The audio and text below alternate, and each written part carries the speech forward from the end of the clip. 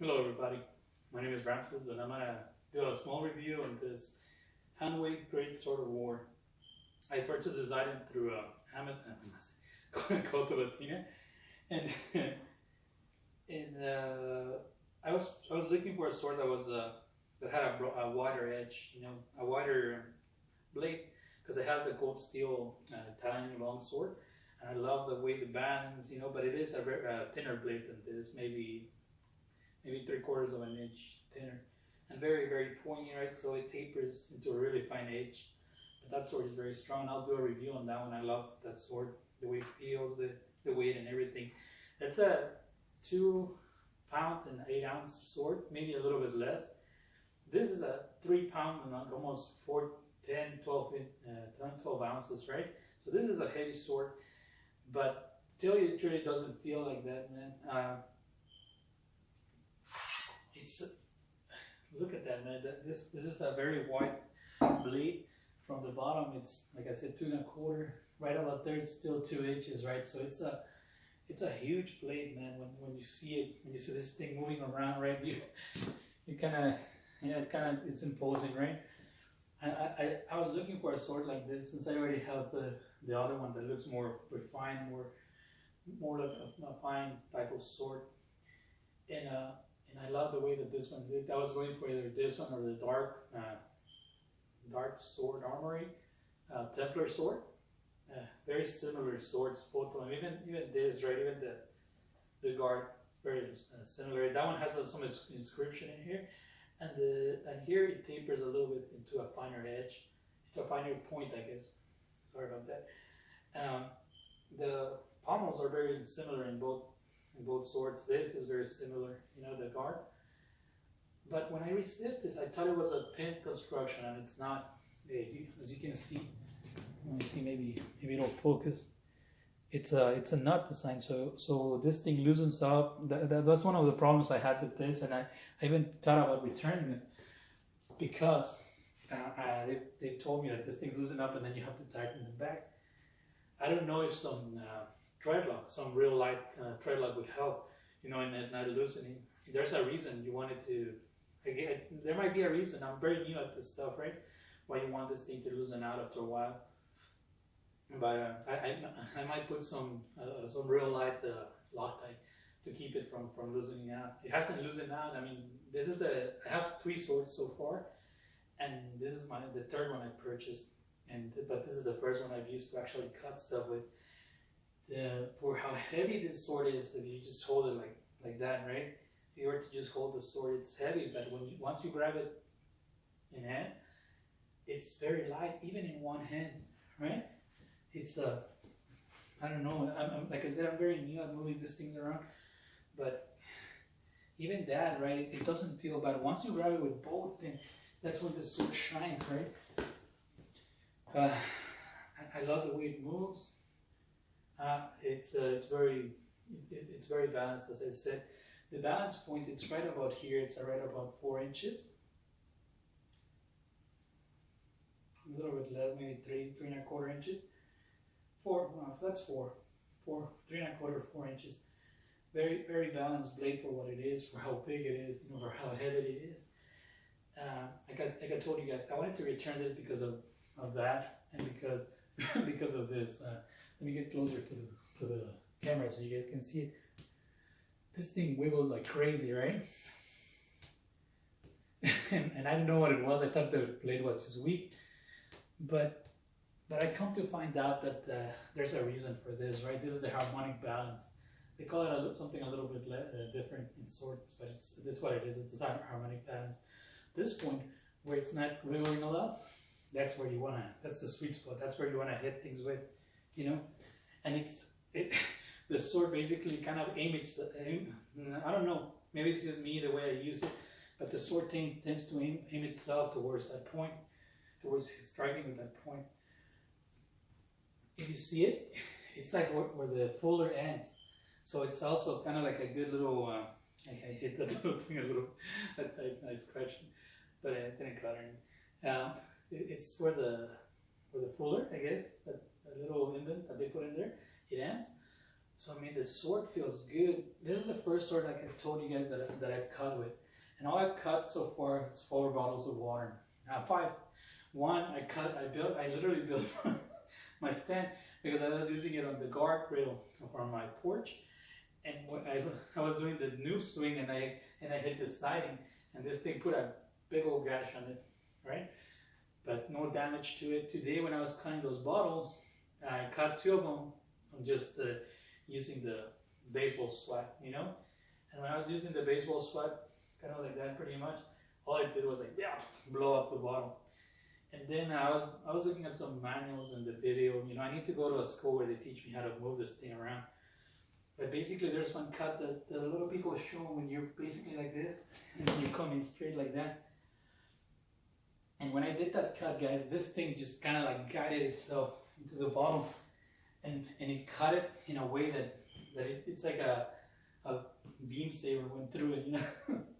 Like from Gundam to those laser swords or lightsabers, whatever you want to call them.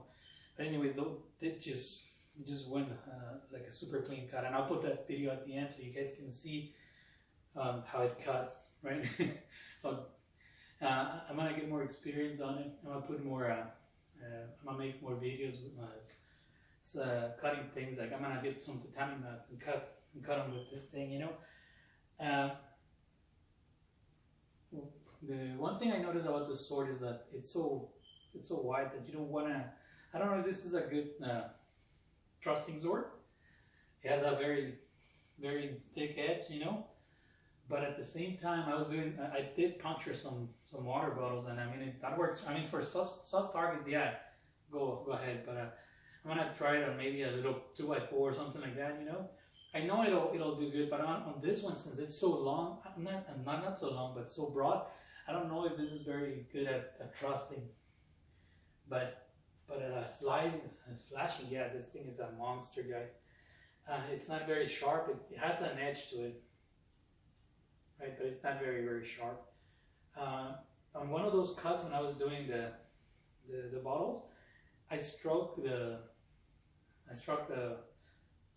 little stand, which is a 4x4, and it did nothing to it. No rolling, no damage, no bending. You know, you can see the sword is completely straight.